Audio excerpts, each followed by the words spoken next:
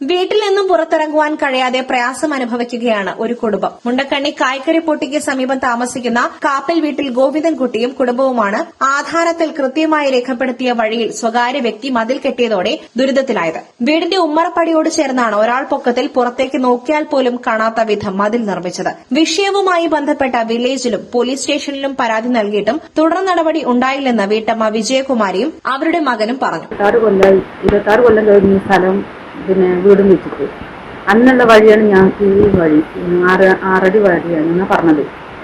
അപ്പോൾ ഇപ്പോൾ ഒരു മാസമായിട്ടുള്ളൂ, ഒരു കൊല്ലമായിട്ടുള്ളൂ ഇവർക്ക് സ്ഥലം വീടും വിറ്റിട്ട്. അപ്പോൾ അവർക്ക് അവരെ ആധാരത്തിൽ വിറ്റു എന്ന് പറഞ്ഞിട്ടാണ് അവർ ഈ വാച്ച് കിട്ടിയത്. അത് നമ്മളെ അറിഞ്ഞിട്ടുമില്ല, നമ്മളോട് പറഞ്ഞിട്ടുമില്ല, ചോദിച്ചിട്ടുമില്ല.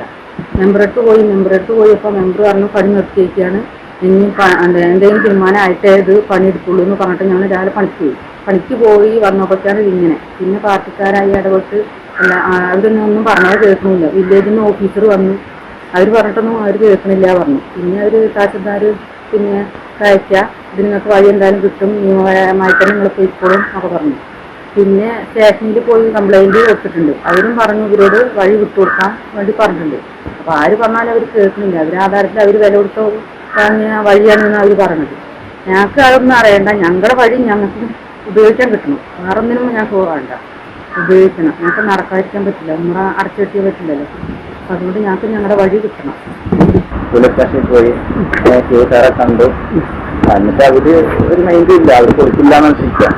പിന്നെ അതിനുശേഷം ഇപ്പൊ ഇവിടെ ഈ വഴിയിൽ തന്നെ അവര് വന്നിട്ട് ഈ കുരിശൊക്കെ ഉണ്ടല്ലോ, ശരി ഈ കൂടോത്രം എന്ന് പറയുന്നത് അത് കൊണ്ടു കുഴിക്കുക, അങ്ങനെ ബുദ്ധിമുട്ടൊക്കെ ഉണ്ട് നമുക്ക്. അങ്ങനെയൊക്കെ ഉണ്ടായിരുന്നു. പിന്നെ എനിക്ക് തോന്നുന്നു നമ്മൾ പട്ടികജാതി അറിയാണ്ടാണോ ഇങ്ങനെ അവർ ഇത്രയും ഇതാക്കിയത്. പിന്നെ നമ്മളെ ഒന്നും നടക്കാത്തതുകൊണ്ടാണ് നമ്മൾ പിന്നെ ബാലേട്ടനെ വിളിച്ച് കിച്ചൻകാരൊക്കെ വിളിച്ച് പാർട്ടിക്കാരൊക്കെ വിളിച്ച് നമ്മൾ നടത്തിയത്.